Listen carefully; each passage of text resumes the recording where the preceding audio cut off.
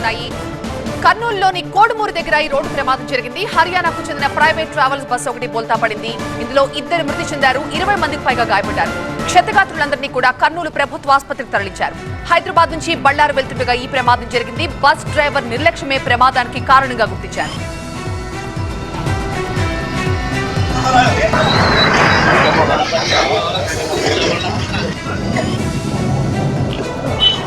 Private travels bus బోల్తా పట్టడంతో కర్నూలు బళ్లారి మధ్య traffic jam అయింది. పోలీసులు స్థానికుల సహాయంతో బస్సుని పక్కకి లాగి ట్రాఫిక్ ని క్లియర్ చేశారు.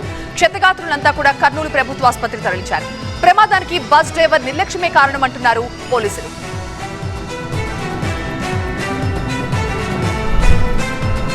ప్రమాదానికి కారణమైన బస్ డ్రైవర్ పారిపోయాడని ప్రత్యక్ష సాక్షులు చెబుతున్నారు.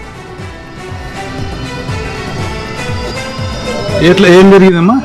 బస్సు అందులో యాక్సిడెంట్ అయింది. ఆయన అసలు డ్రైవర్ దూకి పారిపోయాడు. ఇంకా బస్సు వదిలేసి కళ్ళు మూసి తెరిచే లోపే ఇట్లా అయిపోయింది. నా 2 పిల్లలకి లోపల బస్సులో సీట్ ఓపెన్